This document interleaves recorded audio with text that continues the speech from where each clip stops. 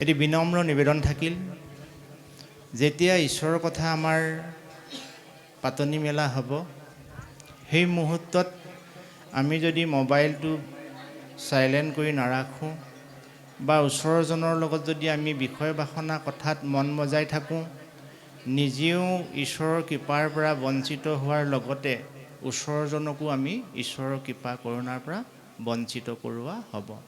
গতিকে সকলোৱে নিষ্ঠাৰে যাতে শৃংখলাবদ্ধভাৱে আসন গ্ৰহণ কৰি আপোনাভাৱে অনুষ্ঠানটো সম্পাদনা কৰে, তাৰ বাবে বিনম্ৰতাৰে সেৱা জনালোঁ। এই বিশ্বব্ৰহ্মাণ্ডত আমি অলেখ খাদ্য খাওঁ। এই আমাৰ দেহাটোৰ শ্ৰীবৃদ্ধিৰ কাৰণে আমি চাহ তামোলৰ পৰা আদি কৰি ৰুটি ভাত কিমান যে কি নাখাওঁ। গোটেইবিলাক আমাৰ এই দেহটোৰ কাৰণে প্ৰয়োজন। সংসাৰত থকা যিমানবোৰ ফলাহাৰেই হওক, ৰন্ধন কৰা আহাৰেই হওক, এই আহাৰবিলাক আমাৰ দেহটোৰ পুষ্টি যোগায়। আৰু দেহটোৰ পুষ্টি যোগাবৰ কাৰণে আমি আহাৰ খাবই লাগিব।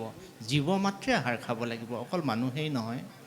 ঠিক আমাৰ এই দেহাটোৰ পঞ্চভৌতিক দেহাটোৰ কাৰণে আমাৰ যেনেকৈ আহাৰৰ প্ৰয়োজন, এই পঞ্চভৌতিক দেহাৰ ভিতৰত যিজন মালিক সোমাই আছে, যাক আত্মা বুলি কোৱা হয়, এই আত্মাৰ কাৰণেও আহাৰৰ প্ৰয়োজন। আজি আমি আত্মাৰ আহাৰ খাবলৈ আহিছোঁ। নামঘৰৰ ভিতৰত ভক্তিৰ অনুষ্ঠানত ভকতসকলে আত্মাৰ আহাৰ খায়। আমি দেহৰ আহাৰ খাওঁতে আমাক যেতিয়া মায়ে ভাতকেইটা দিয়ে, আমি ভাতকেইটা খাই পেলাই ইফালে সিফালে ঘূৰি ফুৰোঁ জানো? ভাতৰ কাঁহীখন লৈ আমিতো ঘূৰি নুফুৰোঁ। পেট ভৰালৈকে আমি একে ঠাইতে বহি খাওঁ। সেইটো আমাৰ মানুহৰ লক্ষণ, নহয়নে? দেহটোৰ কাৰণে আহাৰ খাওঁতে যেতিয়া আমি স্থিৰভাৱে খাওঁ, ঘূৰি নুফুৰোঁ, তদ্ৰূপ আত্মাৰ কাৰণে আহাৰ খাওঁতেও আমি স্থিৰভাৱে খাব লাগিব দেই। তেতিয়াহে আত্মাৰ শ্ৰীবৃদ্ধি হ'ব। গতিকে আমি আপোনাসৱৰ লগত এতিয়া 3টা বাজিছে, হয়তো 1.5 ঘণ্টা 2 ঘণ্টা সময় আমি আপোনাসৱৰ লগত ঈশ্বৰৰ কথা পাতিম। আকৌ সন্ধিয়া 7 বজাৰ পৰা আমি 9 বজালৈকে ঈশ্বৰৰ কথা পাতিম। মাজতে অকণমান সময় বিৰতি ল'ম আৰু আমাৰ পূজনীয় পাঠকীসকলে পাঠ কৰি থাকিব। গতিকে সকলোলৈকে শ্ৰদ্ধা ভক্তি সেৱা জনাই ঈশ্বৰৰ অমৃত কথাৰ ভিতৰৰ চোৱালৈকে আমি আগবাঢ়িছোঁ। কৃষ্ণ ৰাম কৃষ্ণ ৰাম কৃষ্ণ ৰাম কৃষ্ণ।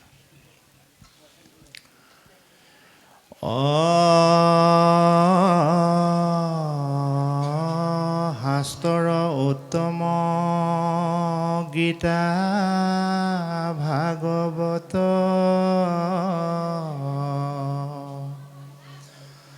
ধৰ্মৰ উত্তম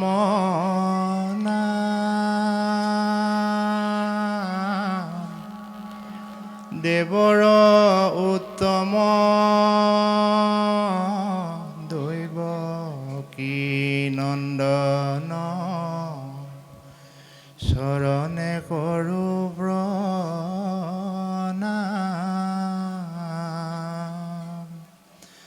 দেৱৰ উত্তম দৈৱ কী নন্দন চৰণে কৰোঁ প্ৰণাম।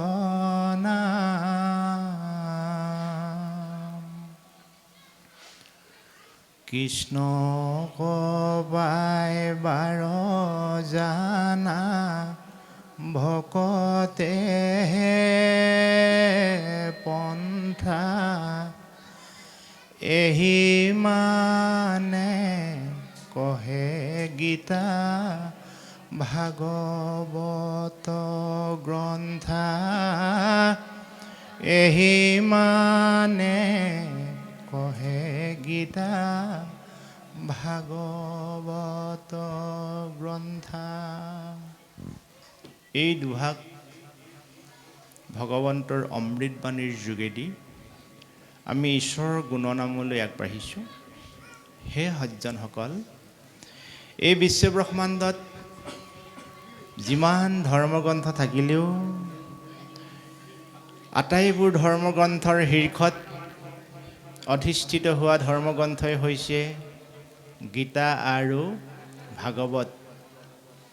এই গীতা আৰু ভাগৱত শাস্ত্ৰই আমাৰ জীৱশ্ৰেষ্ঠ মনুষ্যক ৰিঙিয়াই ৰিঙিয়াই কৈছে যে হে সজ্জনসকল, তুমি যদি তোমাৰ জীৱশ্ৰেষ্ঠ মনুষ্য জীৱন সফল কৰিম বুলি ভাবা, তেতিয়াহ'লে তুমি গীতা আৰু ভাগৱতৰ অমৃত কথাত মনোনিৱেশ কৰিবা।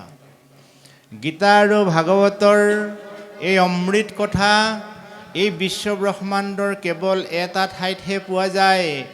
সেই ঠাইডোখৰে হৈছে ভকতৰ সংঘ। ভকতৰ সংগত গীতা ভাগৱতে নিৰ্ণয় কৰি দিয়া জগতৰ ঈশ্বৰ কৃষ্ণৰ সন্ধান পোৱা যায়। ভকতৰ সংগত কি পোৱা যায়? বিশ্বব্ৰহ্মাণ্ডৰ স্ৰষ্টা দ্ৰষ্টা নিয়ন্তা, যিজনক মালিক বুলি কোৱা হয়, যিজনক ঈশ্বৰ বুলি কোৱা হয়, যিজনক জগত মাতৃ আই লক্ষ্মীয়ে চৰণ সেৱা কৰে, সেই অনাদি অনন্ত বৈকুণ্ঠপতি প্ৰভু ভগৱন্তৰ কৃপা কৰোণা দয়া এই বিশ্বব্ৰহ্মাণ্ডত ভকতৰ সংগৰ বাদে ক'তো পোৱা নাযায়। এই বাৰ্তা দিবলৈ আমাৰ মাজত প্ৰভু ভগৱন্তই সময়ে সময়ে অৱতাৰ ধাৰণ কৰিছে আৰু সেই অৱতাৰসমূহৰ ভিতৰতেই আমাৰ মহাপুৰুষ শ্ৰীমন্ত শংকৰদেৱেও প্ৰভু ভগৱন্তৰে এক অৱতাৰ হৈ সমগ্ৰ জীৱকুলৰ উদ্ধাৰৰ হেতুকে এক শৰণ হৰিনাম ধৰ্ম প্ৰচাৰ কৰি সমগ্ৰ জীৱকুলক উদ্ধাৰৰ পথ প্ৰশস্ত কৰোৱাইছে। মহাপুৰুষ শ্ৰীমন্ত শংকৰদেৱে এই ধৰাধামত সমগ্ৰ বেদ বেদান্তৰ সংস্কৃতৰ জটিল শব্দ গাঁথনিৰে ভৰপূৰ গ্ৰন্থবিলাক অধ্যয়ন কৰি কৰি কৰি কৰি সমগ্ৰ মানৱ জাতিয়ে বুজিব পৰাকৈ সহজ সৰল ভাষাত ঈশ্বৰৰ তত্ত্ব কথা বৰ্ণনা কৰিলে, আৰু সেয়াই হৈছে শ্ৰীমদ ভাগৱত শাস্ত্ৰ। এই শ্ৰীমদ ভাগৱত শাস্ত্ৰত মহাপুৰুষ গুৰু শ্ৰীমন্ত শংকৰদেৱে পাতনিতেই এটি বৰ সুন্দৰ অৰ্থপূৰ্ণ নামেৰে বিভূষিত কৰিছে, যি নাম হৈছে মংগলাচৰণ। আমাৰ সন্মানীয় পাঠকীসকলে অকণমান আগত পাঠ কৰিলে যে মংগলাচৰণ শব্দ অৰ্থ কি। আমি প্ৰতিটো কথাই যদি হৃদয়ংগম নকৰোঁ, প্ৰতিটো কথাই যদি আমি বুজিবলৈ চেষ্টা নকৰোঁ, তেতিয়াহ'লে কিন্তু আমি সফলতাৰ শিখৰত উপনীত হ'ব নোৱাৰিম। সেয়েহে আমি মংগলাচৰণ শব্দইনো কি বুজাইছে, এই শব্দৰ অৰ্থ প্ৰথমতে জানি লওঁ আহক।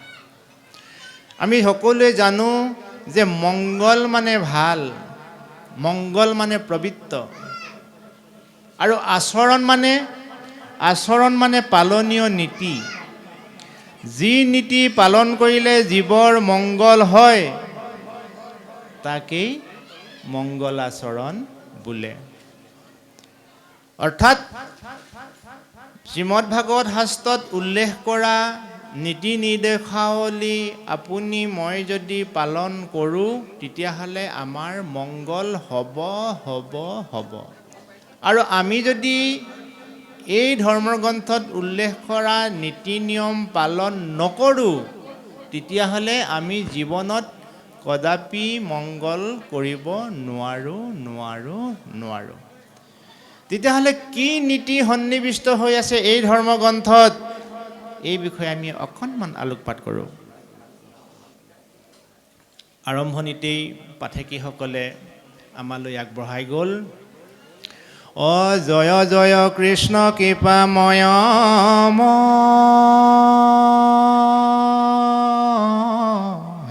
মহেশ্বৰ, যাৰ আজ্ঞা হিৰে বহে ব্ৰহ্মা হৰি হৰ। মৎস্য কুৰ্ম আদি অংশ অৱতাৰ ৰজাৰ ঈশ্বৰ কৃষ্ণ কোটি কোটি নমস্কাৰ।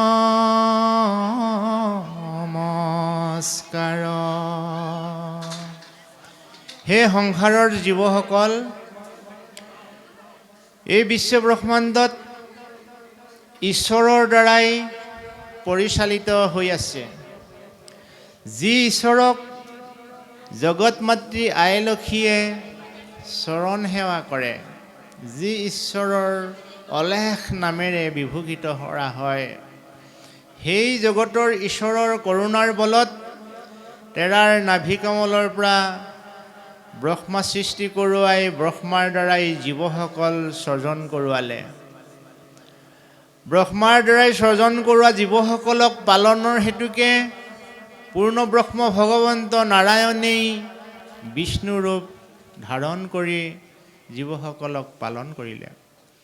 আৰু এই অনাদি অনন্ত শ্ৰীহৰি নাৰায়ণেই এই সংসাৰৰ জীৱসকলক সময়ৰ লগে লগে সংহাৰ কৰিবৰ কাৰণে তেওঁ ৰুদ্ৰৰূপ ধাৰণ কৰিলে। অৰ্থাৎ ব্ৰহ্মা বিষ্ণু মহেশ্বৰ বা ব্ৰহ্মা বিষ্ণু ৰুদ্ৰ, এই তিনিটা প্ৰভু ভগৱন্তৰে অংশ অৱতাৰ।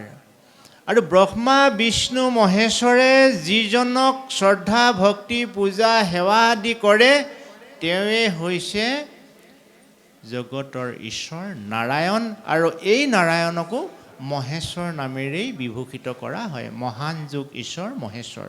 অৰ্থাৎ শ্ৰীমদ ভাগৱত শাস্ত্ৰৰ মংগলাচৰণৰ প্ৰথম পদত মহেশ্বৰ শব্দটিয়ে জগতৰ ঈশ্বৰ নাৰায়ণক বিভূষিত কৰিছে। গতিকে এই জগতৰ ঈশ্বৰ নাৰায়ণক যদি ব্ৰহ্মা বিষ্ণু মহেশ্বৰে শ্ৰদ্ধা ভক্তি পূজা আদি কৰে, তেতিয়াহ'লে আপুনি মই বাৰু কিয় নকৰোঁ? আপুনি মই যদি ব্ৰহ্মা বিষ্ণু মহেশ্বৰে যাক পূজা সেৱা শ্ৰদ্ধা ভক্তি আদি কৰে, তেওঁক যদি আপুনি ময়ো শ্ৰদ্ধা ভক্তি পূজা সেৱা আদি কৰোঁ, তেতিয়াহে আমাৰ মনুষ্য জীৱন সফল হ'ব। তাৰ ব্যতিৰেকে আমি সেই জগতৰ ঈশ্বৰ নাৰায়ণ, সেই জগতৰ ঈশ্বৰ মহেশ্বৰৰ ব্যতিৰেকে বাকী সংসাৰত দেৱীসকল বা দেৱতাসকলৰ পিছে পিছে বা তেওঁলোকৰ আশ্ৰয় লৈ আমাৰ জীৱনটো তৰিম বুলি যদি আপুনি মই আশা পালি থাকোঁ, তেতিয়াহ'লে কিন্তু আমাতকৈ দুৰ্ভগীয়া কোনো নেথাকিব। এই বুলি আমাৰ গুৰু শ্ৰীমন্ত শংকৰদেৱে আমাক বুজাই গৈছে। গতিকে সেই সজ্জনসকল, শ্ৰীমদ ভাগৱত শাস্ত্ৰৰ পাতনিৰ পৰা সামৰণিলৈকে মহামুনি শুকদেৱে ৰজা পৰীক্ষিতৰ আগত বৰ্ণনা কৰিছিল। যি অমৃত তত্ত্ব কথা মহামুনি শুকদেৱে ৰজা পৰীক্ষিতৰ আগত বৰ্ণনা কৰোঁতে চহা জীৱনৰ তেনেই সাধাৰণ এজন মানুহ, যাক সমাজে গুৰুত্ব দিয়া নাছিল, নাম যাৰ উগ্ৰচবা হোত, এই উগ্ৰচবা হোত নামৰ ব্যক্তিজনে নিষ্ঠা সততা আৰু একাগ্ৰতাৰে মহামুনি শুকদেৱে ৰজা পৰীক্ষিতৰ আগত ঈশ্বৰৰ কথা বৰ্ণনা কৰোঁতে তেওঁ শ্ৰৱণ কীৰ্তন কৰাৰ সৌভাগ্য হৈছিল।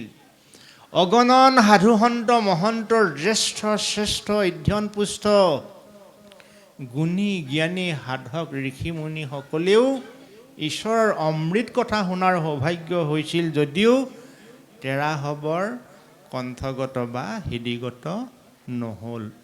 ইয়াৰ কাৰণটো হ'ল, ঈশ্বৰৰ কথা শুনা সকলোৰে সৌভাগ্য হ'লেও ঈশ্বৰৰ কৃপা কৰোণা দয়া লাভ কৰাৰ সকলোৰে সৌভাগ্য নহয়। কোনসকলৰ সৌভাগ্য হ'ব? যিসকলে বৰ বিনম্ৰতাৰে দাস্যভাৱে সেৱক হিচাপে ঈশ্বৰৰ কথাত মনোনিৱেশ কৰিব, তেওঁলোকৰহে এই কৃপা সৌভাগ্যৰ গৰাকী হ'ব।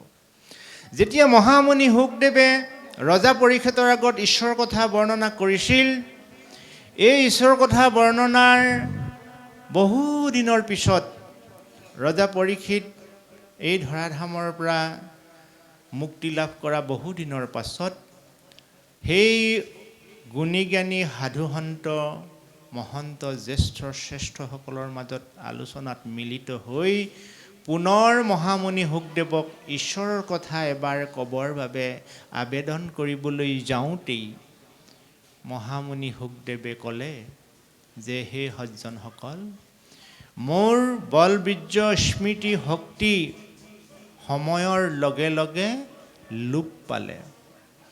এতিয়া যদি তোমালোকে সঁচাকৈ ঈশ্বৰৰ অমৃত কথা শ্ৰৱণ কীৰ্তন কৰি জীৱন ধন্য হ'ম বুলি ভাবিছা, হে সজ্জনসকল, মই তোমালোকক পৰামৰ্শ দিওঁ যে উগ্ৰসভা হুতক গুৰু মানি তেৰাৰ মুখেৰে তোমালোকে ঈশ্বৰৰ কথা শুনি জীৱন ধন্য কৰিব পাৰিবা।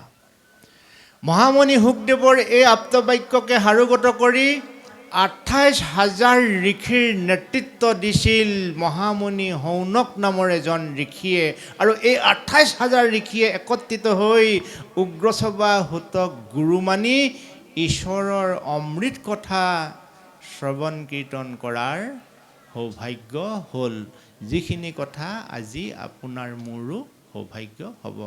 গতিকে আমি আজি তেনেহেন মহাভাগৱত শাস্ত্ৰৰ যি গুণ গৰিমা কথা আজি আমি শুনিবলৈ পাম। পৰম ব্ৰহ্ম ভগৱন্তৰ এই সংসাৰত মনুষ্যকাইলৈ যি লীলা কৰিছিল, এই লীলাৰ সন্দৰ্ভত জানিবৰ বাবে আজি আয়োজক সমিতিয়ে সিদ্ধান্ত কৰি দশম স্কন্ধভাগ আমাৰ মাজত তেওঁলোকে আগবঢ়াই দিছে। গতিকে এই দশম স্কন্ধৰ তত্ত্ব হ'ল, অনাদি অনন্ত শ্ৰীহৰি নাৰায়ণে নৰকাইলৈ পৃথিৱীলৈ আহি তেওঁ কি লীলাকৰ্ম কেনেকৈ কৰিছিল এইখিনি বৰ্ণনা কৰা। প্ৰভু ভগৱন্তৰ নৰকায়ৰ প্ৰাক্ষণত অৰ্থাৎ কৃষ্ণৰূপে সংসাৰলৈ অহা আগত এই সংসাৰখনত তেওঁ জীৱসকলক কল্যাণৰ অৰ্থে অজস্ৰ তেওঁ অৱতাৰ ধাৰণ কৰিছিল। সেই অৱতাৰবিলাকৰ ভিতৰত মৎস্য, কুৰ্ম, নৰসিংহ, বামন, পৰশুৰাম, হলিৰাম, বৰাহ, শ্ৰীৰাম ইত্যাদি ইত্যাদি। কিয় কৃষ্ণৰূপে প্ৰভু ভগৱন্তই এই ধৰাধামলৈ আহিবলৈ সংকল্প ল'লে, আমি এই সন্দৰ্ভত অকণমান কথা পাতি ল'ব লাগিব। তাৰপিছতে আমাৰ পাঠকদ্বয়ক আমি পাঠ কৰিবলৈ অনুমতি প্ৰদান কৰিম। যেতিয়া বিশ্বব্ৰহ্মাণ্ডত চাৰিওফালে দুখ দুৰ্দশা, অন্যায়, সন্ত্ৰাস আদি হয়, তেতিয়া বসুমতী আইৰ এই দুখ দুৰ্দশা নিৰ্মূল কৰাৰ অৰ্থে একো উপায় বিচাৰি নাপায় ত্ৰিদশৰ দেৱতা সহিতে ব্ৰহ্মাকে লগত লৈ জগতৰ ঈশ্বৰক আৰাধনা কৰিলে। কি বুলি আৰাধনা কৰিলে? যে হে প্ৰভু, তুমি যদি মোৰ বুকুত থকা দস্যু দানৱ অসুৰ প্ৰবৃত্তিৰ লোকক যদি তুমি নিৰ্মূল নকৰা প্ৰভু, মই কিন্তু তোমাৰ সৃষ্টিক মই সুন্দৰকৈ ৰাখিব নোৱাৰিম। গতিকে হে দয়াময়, তুমি কৃপা কৰি মোৰ বুকুৰ পৰা দুষ্ট অসুৰসকলক তুমি নাশ কৰা। আই বসুমতীৰ এই প্ৰাৰ্থনাত প্ৰভু ভগৱন্ত প্ৰসন্ন হৈ ব্ৰহ্মাৰ যোগেদি বেকত কৰোৱালে যে তেওঁ এই ধৰাধামত নিজে নৰকাইলৈ আবিৰ্ভাৱ হ'ব। আৰু প্ৰভু ভগৱন্ত সংসাৰত আহি তেওঁৰ লীলাকৰ্ম কৰিব, এই বাৰ্তা যেতিয়া চাৰিওফালে বিয়পি পৰিল, আমাৰ যেনেকৈ আপোন আদৰণীয় ব্যক্তি এজন আহিলে আমি যেনেকৈ আগবঢ়াই আনিবলৈ আগবাঢ়ি যাওঁ, ঠিক তেনেকৈ প্ৰভু ভগৱন্ত সংসাৰলৈ অহাৰ প্ৰাক মুহূৰ্তত সমগ্ৰ দেৱগণে এই সংসাৰত জন্ম ল'বলৈ হেতা উপৰা লাগিলে। কোনোবাই শিশু হৈ জন্ম হ'ল, কোনোবা দেৱতাই গাই হৈ জন্ম হ'ল, কোনোবা দেৱতাই গাই পোৱালি হৈ জন্ম হ'ল। যোনে যি পাৰে মুঠতে সংসাৰত আহিব লাগে। হেতা ওপৰা লাগি দেৱতাসকলে এই সংসাৰত জন্ম ল'বলৈ আৰম্ভ কৰি দিলে। কিন্তু জীৱ জন্ম হোৱাটো ইমান সহজ কথা নহয়, পৰ্যায়ক্ৰমেহে হয়।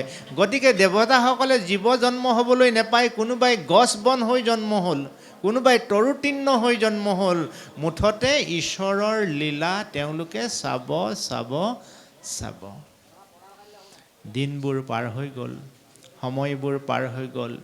এই সংসাৰত প্ৰভু ভগৱন্তই লীলা কৰিবৰ কাৰণে বসুদেৱ দৈৱকীৰ ঘৰত মনুষ্য কাইলৈ আবিৰ্ভাৱ হ'ল। কেনেকৈ আবিৰ্ভাৱ হৈছিলে? আজি মধ্যৰাতি শিলা বৰশিলে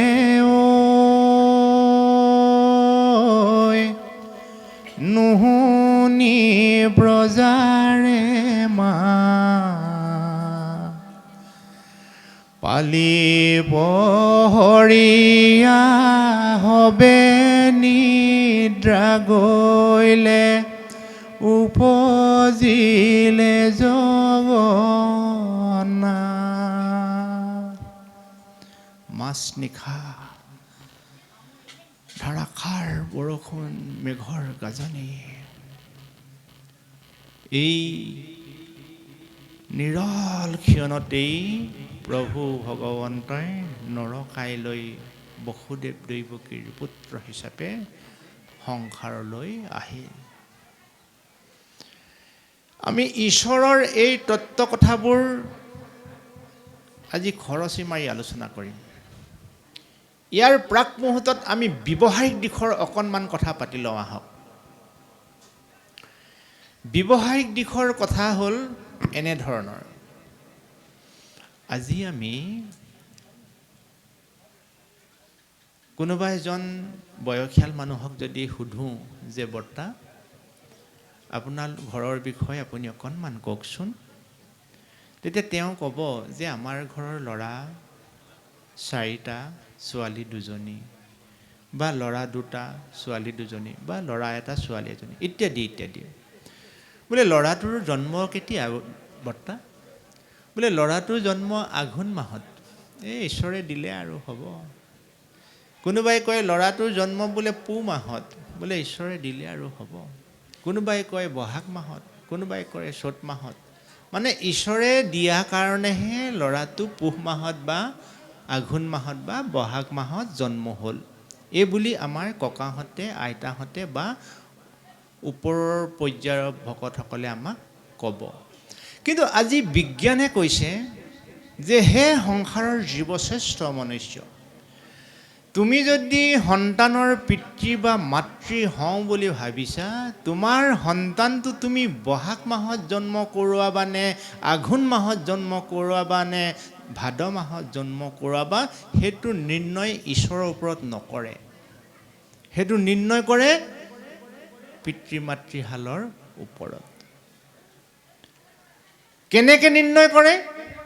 আজি বিজ্ঞানে কৈছে, আজি ভাগৱতে কৈছে, মাতৃৰ উদৰত সন্তানৰ বাসস্থান কেৱল 280 দিন, মানে 9 মাহ 10 দিন। 9 পূৰণ 30, 3 9 27, 270 দিন হ'ল, যোগ 10, মানে এগৰাকী মাতৃৰ গৰ্ভস্থ সন্তান 280 দিনতকৈ এটা দিনো থাকিব নোৱাৰে। তেতিয়াহ'লে কি হ'ল? সেই পিতৃশালে বহাগ মাহত যেনিবা তেওঁলোকৰ সন্তান জন্ম হোৱাৰ কথা যদি মনস্থ কৰিছে, বহাগ মাহৰ পৰা 280 দিন পিছুৱাই আহক। বুজিছেনে? বোলে সন্তানটো ভাদ মাহত জন্ম হোৱাৰ কথা ভাবিছে, ভাদ মাহ বিয়োগ 280 দিন। আঘোণ মাহত জন্ম হোৱাৰ কথা ভাবিছে, আঘোণ মাহ বিয়োগ 280 দিন। যিটো কথা আমাৰ ককা আইতাসকলে গম পোৱা নাছিল, আপুনি মই গম পালোঁ। কেনেকৈ গম পালোঁ? আমি ধৰ্মগ্ৰন্থৰ আশ্ৰয় লৈছোঁ, আমি বিজ্ঞানৰ আশ্ৰয় লৈছোঁ, আমি গুণী জ্ঞানী সাধু সন্তসকলৰ আশ্ৰয় লৈছোঁ। এই যিটো তথ্যভিত্তিত উদাহৰণ, এই তথ্যভিত্তিক উদাহৰণেহে উপচি আছে এই ধৰ্মগ্ৰন্থত। ধৰ্ম আৰু বিজ্ঞান ওতঃপ্ৰোতঃ জড়িত। বিজ্ঞানৰ যুক্তিৰ অবিহনে ধৰ্ম কদাপি সম্ভৱ নহয়। এতিয়া মানুহৰ চাৰিত্ৰিক বৈশিষ্ট্যৰ উত্তৰণত ধৰ্মই দিয়া নীতি শিক্ষা বিজ্ঞানে সমৰ্থন কৰে নে নকৰে? আপুনি যদি অধ্যয়নপুষ্ট এজন ব্যক্তি, আপুনি যদি অধ্যয়নপুষ্ট ব্যক্তিৰ সান্নিধ্যত কেতিয়াবা মুখামুখি হৈছে, তেতিয়া স্বীকাৰ কৰিবই লাগিব যে ধৰ্মই দিয়া তথ্যবিলাক সম্পূৰ্ণ বিজ্ঞানভিত্তিক। আজি আমাৰ সমাজৰ মানুহৰ মনবিলাক যে খিংখিঙীয়া হৈছে, আজি আমাৰ মানুহবোৰ যে শাৰীৰিকভাৱে দুৰ্বল হৈ গৈছোঁ, আমি যে আজি ৰোগীয়া হৈ গৈছোঁ, ইয়াৰ অন্তৰালত কি আছে? ইয়াৰ অন্তৰালত আমাৰ আত্মচেতনাবোধ, আত্মসংযম, আত্মনিয়ন্ত্ৰণৰ অভাৱ। আত্মসংযম, আত্মচেতনা, আত্মনিয়ন্ত্ৰণৰ অভাৱৰ বাবেই মানুহে এই বিশ্বব্ৰহ্মাণ্ডত প্ৰভু ভগৱন্তই দি পঠিওৱা 100 বছৰ পৰম আয়ু ভোগ কৰিবলৈ নেপায়। গতিকে আজি আমাৰ ধৰ্মগ্ৰন্থ আলোচনাৰ মূল উদ্দেশ্য হৈছে ঈশ্বৰে দিয়া 100 বছৰ পৰম আয়ু আপুনি মই কেনেকৈ লাভ কৰিব পাৰিম। এই উদ্দেশ্যে ভগৱান শ্ৰীকৃষ্ণৰ জন্মৰ লগতে আপোনাৰ মোৰ জন্মৰ বৃত্তান্তৰ কথাও ইয়াত আজি খুব সুন্দৰকৈ আমি ৰিজাই ল'ব পাৰিম। আমাৰ ভৱিষ্যত পৰিকল্পনা কেনেধৰণৰ হোৱা উচিত, আমাৰ জীৱনটো সুখময় পথলৈ আগুৱাই নিবলৈ হ'লে আমি কেনেধৰণৰ অনুশীলন কৰা উচিত, এই গোটেই তথ্যভিত্তিক আলোচনা আজি এই অধ্যায়টিত হ'ব। বসুদেৱ দৈৱকীৰ অষ্টম পুত্ৰ হিচাপে যেতিয়া কৃষ্ণই এই সংসাৰলৈ আহিছিল, সেই সময়ত পিতৃ মাতৃ দুয়োৱে সন্তানৰ ঐশ্বৰিক গুণত আশ্চৰ্য প্ৰকাশ কৰি ঈশ্বৰ জ্ঞান কৰি দুয়ো যেতিয়া তেওঁৰ ওচৰত প্ৰণাম জনাইছিল, অৰ্থাৎ চতুৰ্ভুজৰূপী শিশু কৃষ্ণৰ ওচৰত বসুদেৱ দৈৱকীয়ে যেতিয়া প্ৰণাম জনাইছিল, তেতিয়া কৃষ্ণৰূপী শিশু সন্তানৰূপী সেই জগতৰ ঈশ্বৰে পিতৃ মাতৃক উদ্দেশ্যি কৈছিল যে হে পিতৃ মাতৃগণ, এই বিশ্বব্ৰহ্মাণ্ডত প্ৰভু ভগৱন্তই ভকতৰ সহায়ৰ কাৰণে, ভকতৰ মনোবাঞ্ছা পূৰণৰ কাৰণেহে তেওঁ লীলা কৰিবলৈ আহে। পূৰ্বতে বোলে পিঞ্চি আৰু সুতপা নাম লৈ এহাল পতিপত্নীয়ে জগতৰ ঈশ্বৰক সন্তান হিচাপে পাবলৈ আৰাধনা কৰাৰ বাবে তেওঁলোকৰ আশা পূৰণ কৰাৰ হেতুকে তেওঁলোকৰ ঘৰত কৃষ্ণৰূপে তেওঁ জন্ম হৈছে। এতিয়া এই কথাটোৱে আমাক এটা তাৎপৰ্যপূৰ্ণ বিষয় বুজায় যে সংসাৰৰ জীৱশ্ৰেষ্ঠ মনুষ্যই প্ৰভু ভগৱন্তৰ কৃপা কৰোণা দয়া পাবলৈ হ'লে নিৰ্মল নিকাচ স্বচ্ছ মনেৰে তেওঁক ভাৱনা কৰিলেই যথেষ্ট।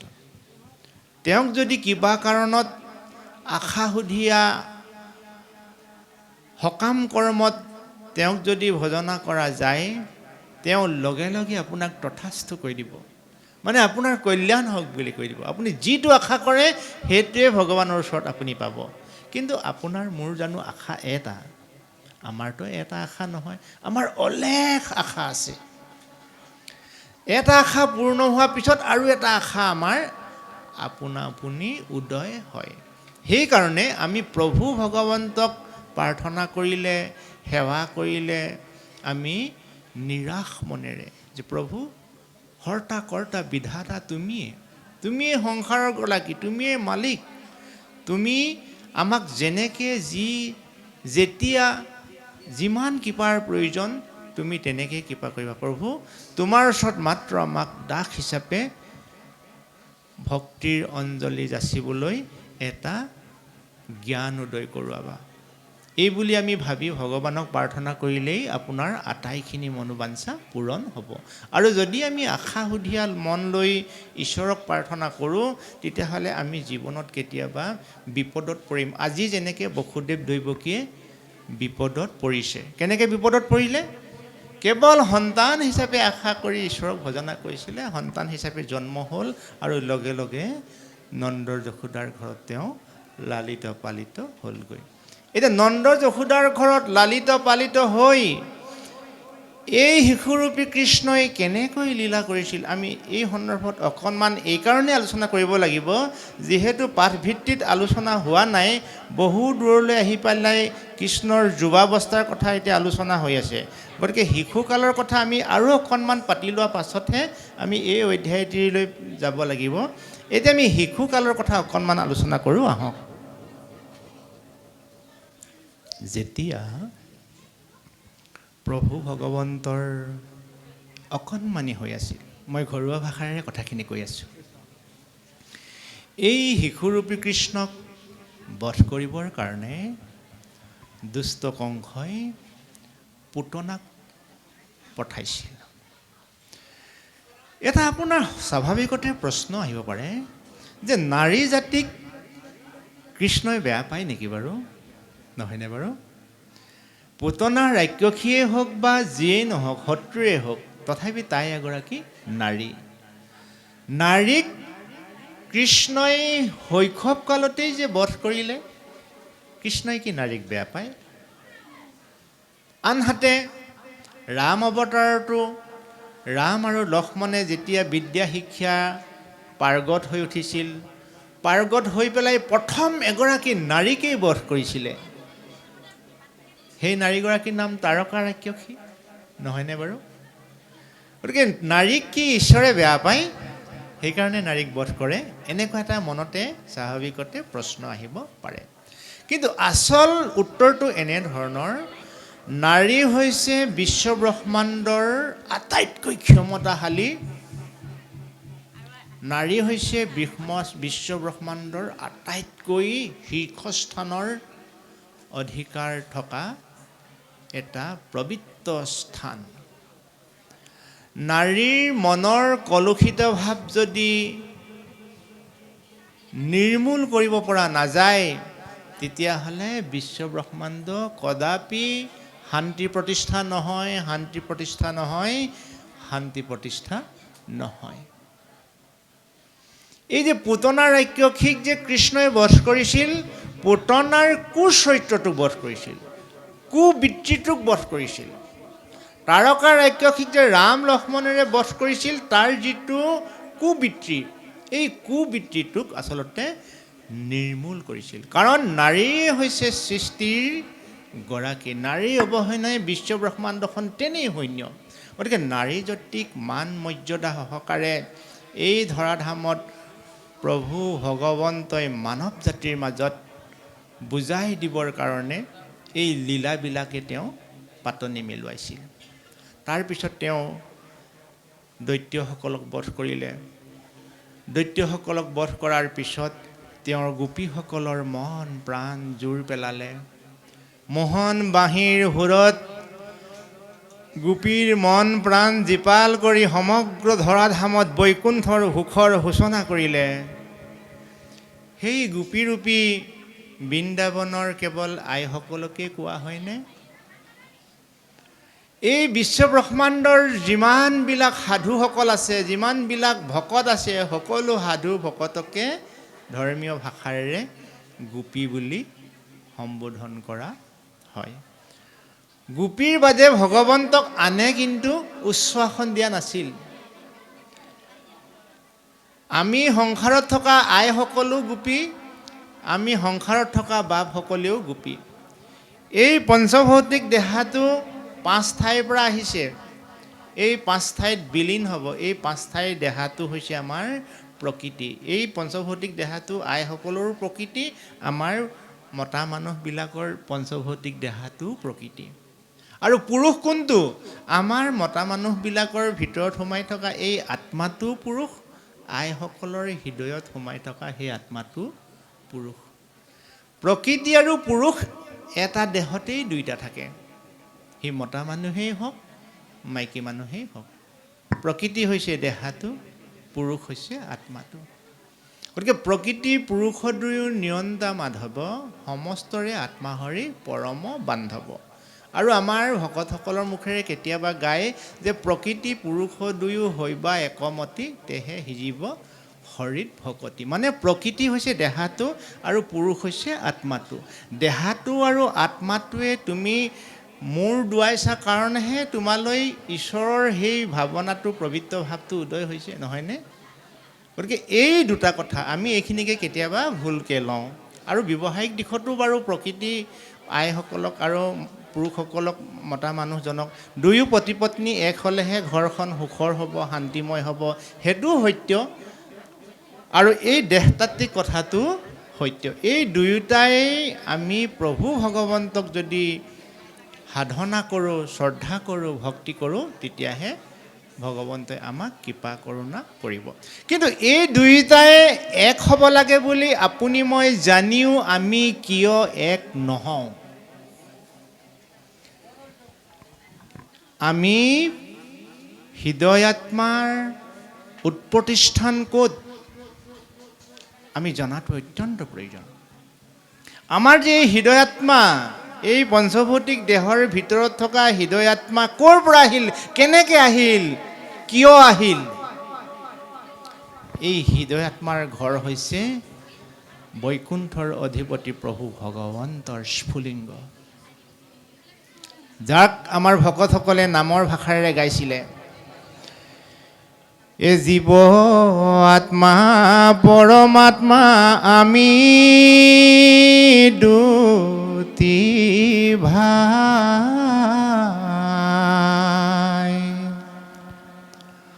মায়াৰ পাশে বন্দী হৈলোঁ চিনা জনা না।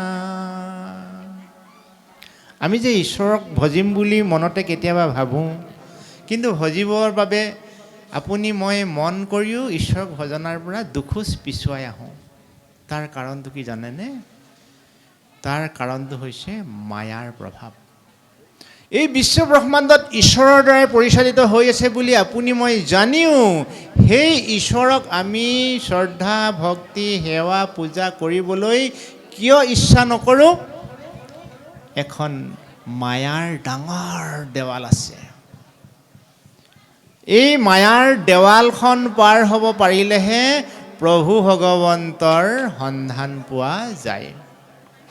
এই দেৱালখন পাৰ হ'ব কাৰণে এই ধৰ্মৰ গ্ৰন্থই আমাক বিধান দিছে যে ৰাম নামে ৰাম নামে ৰাম নামে হাৰ, ৰাম নামে কৰি আছে জগতক উদ্ধাৰ। যি মনুষ্যই ৰাম নামত আউজনি লৈছে, যি মনুষ্যই ৰাম নামৰ ৰীতি নীতি পালন কৰিছে, সেই মনুষ্যই নিজেও উদ্ধাৰ হ'ব, জগতখনকো উদ্ধাৰ কৰিব পাৰিব আৰু মায়াৰ যিখন দেৱাল সেইখন পাৰ হ'ব পাৰিব। তাকে নকৰি ৰাম নামৰ বিপৰীতে আমি যদি বেলেগ ক'ৰবাত আশ্ৰয় লওঁ, জীৱনটো কিন্তু আধৰুৱা হৈ যাব। এই কথাষাৰ বুজাবলৈকে এই সংসাৰত মহাপুৰুষ গুৰু শ্ৰীমন্ত শংকৰদেৱে এক শৰণ হৰি নাম ধৰ্ম বুজাই প্ৰচাৰ কৰিছিল। কেইটামান ভাষাভাষী লোকৰ বাবে এক শৰণ হৰিনাম ধৰ্ম গুৰুজনাই প্ৰচাৰ কৰা নাই। তেওঁ উল্লেখ কৰিছে যে উবা নৰলোক হৰি ভজিওক, কিৰাত কছাৰী খাচী গাৰো মিৰি যৱন কংক গোৱাল। আপুনি কিমান টকা উপাৰ্জন কৰে, বগা কোলা, কি ভাষাভাষী মানুহ, এনেকুৱা কোনো কথা নাই। জীৱশ্ৰেষ্ঠ মানুহ মাত্ৰেই আমি হৰিক ভজনা কৰি আমাৰ জীৱনটো সুখময়, মধুময়, জ্যোতিময় কৰিবৰ বাবে মহাপুৰুষ গুৰু শ্ৰীমন্ত শংকৰদেৱে এক শৰণ হৰিনাম ধৰ্মৰ প্ৰচাৰ কৰিছিল। আৰু এই এক শৰণ হৰিনাম ধৰ্মৰ মূল তত্ত্ব হৈছে প্ৰভু ভগৱন্তই হৈছে আমাৰ জীৱনৰ সৰ্বে সৰ্বা। এই প্ৰভু ভগৱন্তৰ বাদে আপুনি মই যদি মনটো বেলেগত লৈ যাওঁ, জীৱনটো কিন্তু দিশহাৰা হোৱাটো 100%ই খাটাং। আমাৰ যে ৰাস মহোৎসৱত যেতিয়া এগৰাকী গোপীয়ে প্ৰভু ভগৱন্তক লৈ আকুলভাৱে ৰৈ থাকে নদীৰ পাৰত, সেই গীতষাৰ ভকতসকলে এনেকৈ গাইছিলে, যমুনাৰ ঢৌ দেখি, যমুনাৰ ঢৌ দেখি, ৰাধাই পাৰত বহি, কলিয়া কৃষ্ণ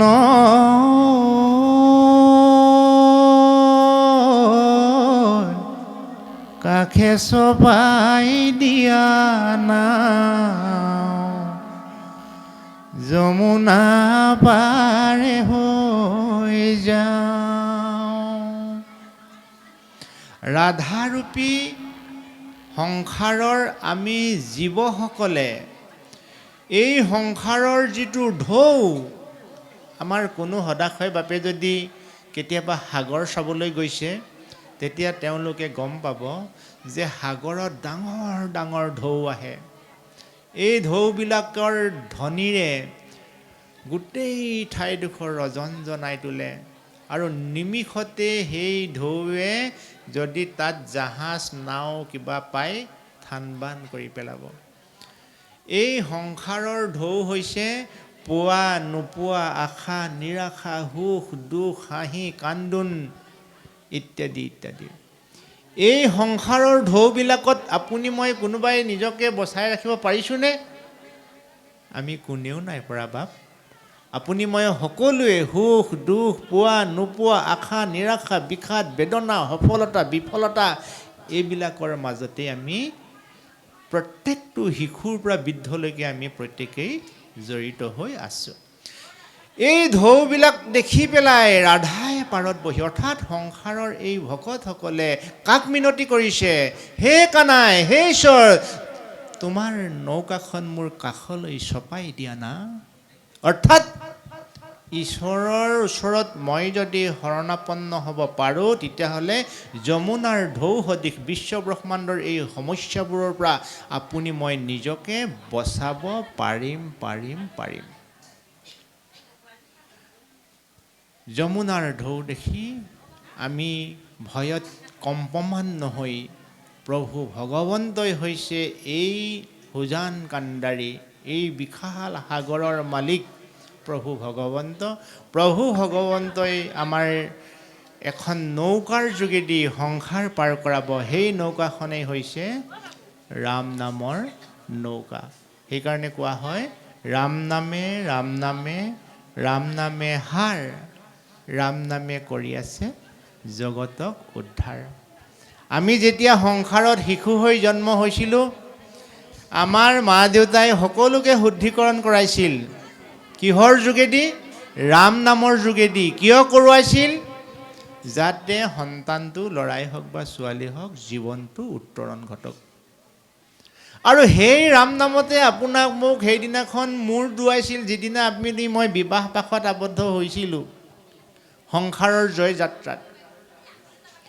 আৰু সেইদিনাখন সেই ৰাম নামেৰেই তেওঁক বিদায় দিয়া হ'ব, যিদিনাখন তেওঁ সংসাৰৰ পৰা গুচি যাব। অৰ্থাৎ জন্মৰ সময়ত, বৈবাহিক সম্বন্ধৰ মধুৰ ক্ষণৰ সময়ত আৰু মৃত্যুৰ বেলিকা সময়ত যদি ৰাম নামৰ প্ৰয়োজন আছে, তুমি জীয়াই থকা দিনকেইটাক কিয় ৰাম নামৰ আশ্ৰয় নললা বন্ধু?